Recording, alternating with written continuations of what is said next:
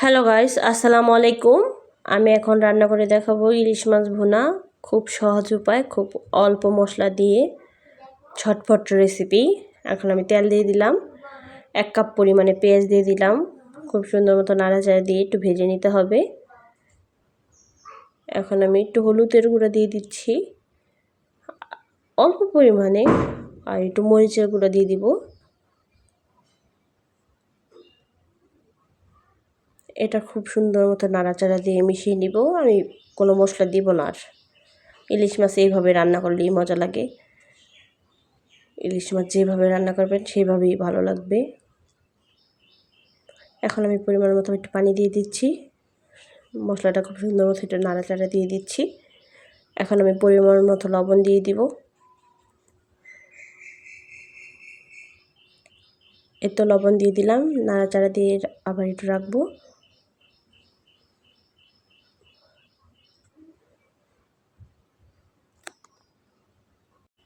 এই তো অল্প একটু সরিষা ব্লেন্ডার করে রেখে দিয়েছিলাম গুঁড়া করে, একটু 1 চামচ সরিষা গুঁড়া দিয়ে দিলাম বাটা। এখন এটা খুব সুন্দর মতো নাড়াচাড়া দিয়ে মিশিয়ে কষিয়ে নিচ্ছি। এখন আমি ইলিশ মাছগুলো দিয়ে দিচ্ছি। এটা এখন সুন্দর মতো নাড়াচাড়া দিয়ে মিশিয়ে নিতে হবে।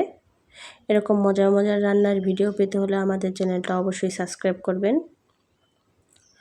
তো আমার খুব সুন্দর মতো নাড়াচাড়া দেওয়া হয়ে গেছে।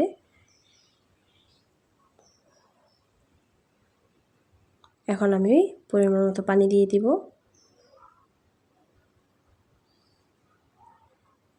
পানিটা দেওয়ার পরে এখন আমি আবার একটু নাড়াচাড়া দিয়ে রেখে দিব। একদম নাড়াচাড়া দেওয়া হয়ে গেল। এখন আমি ঢাকনা দিয়ে রেখে দিব 5 মিনিটের মতো।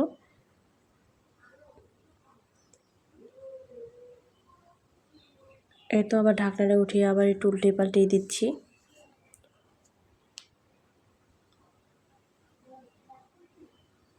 আবারও ঢাকনা দিয়ে রেখে দিব 2 মিনিটের মতো।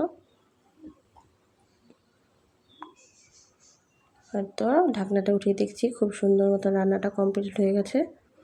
খুব কাছ থেকে দেখে দিচ্ছি, কালারটা খুব সুন্দর মতো হয়েছে। এখন আমি পরিবেশন করে দেখিয়ে দিচ্ছি। আজকের মতো এখানে বিদায় নিচ্ছি। আল্লাহ হাফেজ।